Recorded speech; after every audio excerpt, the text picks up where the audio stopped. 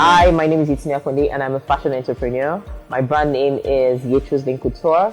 At Yetro's Lane, we actually do manufacture and retail women's wear, proudly made in Lagos, Nigeria. The aim of the brand is actually to make women look confident and comfortable regardless of their skin type, regardless of their body type, in whatever they wear. You know, when you wear good clothes, you feel like, yes, you're on top of the world and you can open any door. Yeah, so that's what the Yetro's Lane brand is all about. And also, we run a fashion academy where we actually give back, you know, by training youths to become either employable or able to start up their own fashion business throughout different courses, our technical courses, soft skills training, business classes, and the likes, you know. So, and we also partner with organizations, NGOs to help train. So we are like a vocational training center for organizations who want to just partner with us to train more youths, you know. So that's what we do at the Yetro's Lane Fashion Academy. The Yetro's Lane brand was founded in 2008. I was an undergraduate in Bowen University then, so we're only allowed to wear skirts, and for me, skirts was actually quite boring because you won't find the type of skirt you like to wear as a fashionista, you know. So I started off by making just skirts, and then people liked my skirts and started ordering. So that was how the whole business idea just popped. And right after graduation, I just started a business, and ever since then, it's been over a decade now, and we're still in this business. Okay, so and as a fashion designer that I started off as, we generate lots of waste because we make different designs. There are some designs you make that you buy 5 yards of fabric, but you only need 4.5 yards. And the remaining half yard, because you don't want the fabric to be all over, you know, everywhere, it's just a waste. You know, it can't even make you a scarf or something, you know. So we've always had to generate lots of waste, and at the end of the day, we do nothing with those wastes. It was just at the time I started making some accessories, like some handbands, earrings, and all that, but that can't really recover. I mean, that can't do anything to the waste. You still have lots of waste. So not until I went for the OXFAM program, and my first class was on circularity, was about the circularity model, and that was when I had a mind shift. Like, I saw things differently. It was as if a veil was taken off my face, and I had to think deep, like, no, there has to be something you can do about this. And right then and then, I wrote out a couple of things I could do, how I can, you know, convert the waste into something that can actually be an input for another business, or, you know, just see what we can do, be more intentional about the waste. And then when I got back, I just said, you know what, the solution is to get one tailor that would just be making that. And then I found my blessing. I call her my circularity queen, a circularity tailor. So I got her in, and you won't believe it that in less than 8 weeks, we were able to make 310 yards of fabric. That means we're able to recover 310 yards of fabric. Now, 1 yard is about 36 inches. So you can imagine how many we were able to get. And by the time I did the calculation, because we work with different kinds of fabrics, we work with the Ankara, we work with Adire, we work with some silk and some chiffon. Trust me, Ankara now, you won't get anyone less than 6,500 naira for 6 yards.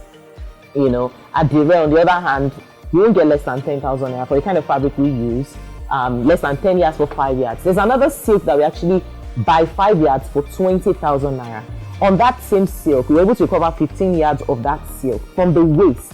That is how much, that's 20,000 times 3, we saved 60,000. In all, when I did the calculation of how many Ankara we got, how many Adire we got, how many silk, we're able to recover 450 something thousand naira. That's about $500,000 naira.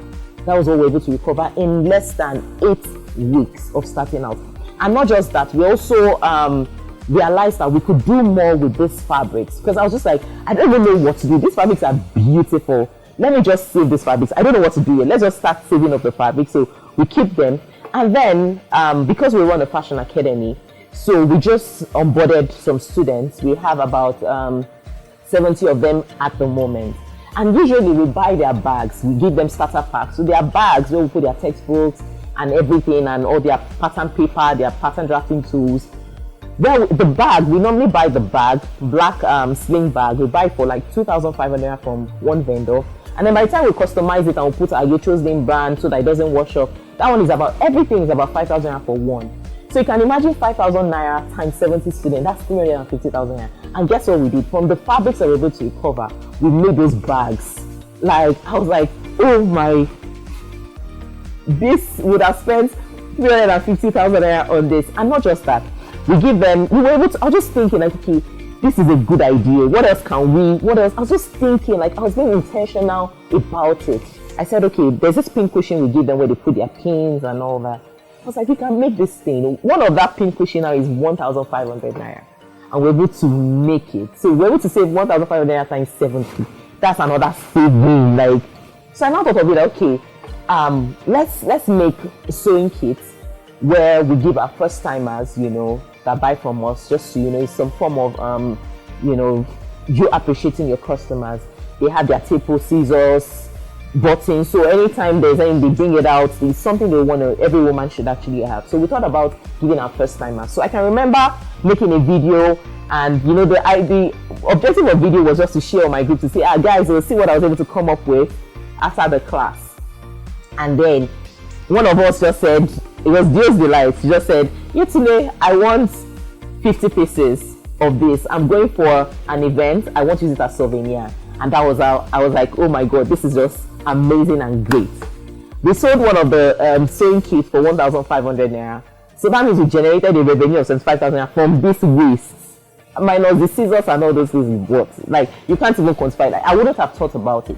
Normally, if you buy those sewing kits, you don't get less than 1,500 naira from outside, you know. And I mean, it's a cost. But in this case, we are turning our trash to cash. For the academy as well, we give them notepads.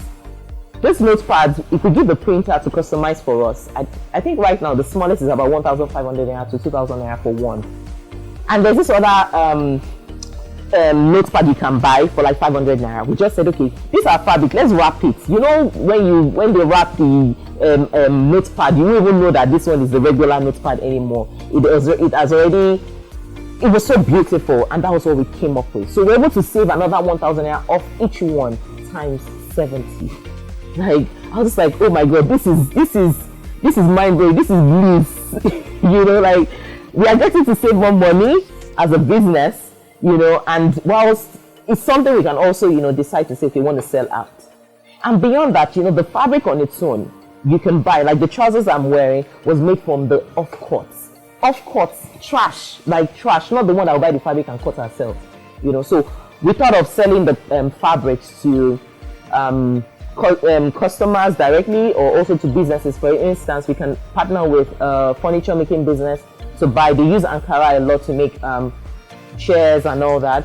They can buy our fabrics and make because we use high quality fabrics actually, and make those chairs whatever they want to make from it. So you can decide to sell them per yard.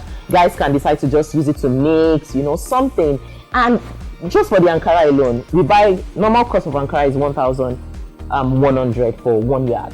If we sell it 2,500, trust me, they are still going to buy, because it's been transformed. It's more beautiful. There's a story behind, you know, the way, and then the way we match the prints and all. So that's another source of revenue for us. And also, the sling bags can be used as your wig packs. You can just put your wigs inside. The sewing kit bag can be used for accessories like this, because my sister makes beads, and the kind of bag she uses is just like what we made for the sewing kit. So I've thought of, we make different sizes and probably supplier and other bead makers or whoever just does packaging generally. You know, we're even thinking, okay, maybe we should convert it to our own packaging bags and all that, but it's going to be, because we won't get it back, it's just going to be like, we'll just be wasting the fabric. We can do more with the fabric and make more money, you know. So it's been a fantastic journey, trust. There are so many other things I still plan to do regarding these fabrics. I still have the fabrics there. I'm thinking of a collection to make. I've made a jacket with the fabric, and the pants I'm wearing now I've made. And ever since I wore this pants, I wore it sometime 2 weeks ago. I posted it on my social media page, and we've had orders back to back, you know. And you know, it's just so fantastic, because these are things we generate naturally.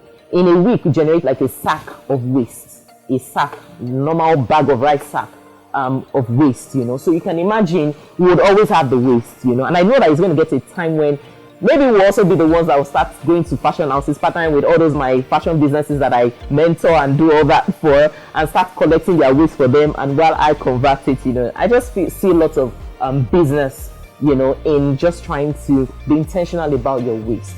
So in general, I would like to say that it's just about you being intentional. You knowing that, yes, I want to do this. I want to make conscious effort to see how my waste can actually serve as an input for something else, for somebody else's business. It doesn't have to be your own business. It might be, so regardless of the business you're into, really, you can actually, your waste, you realize that is an input for another person's business. Just look within, see how you can monetize it, and before you know it, you're just making lots of cash from the trash.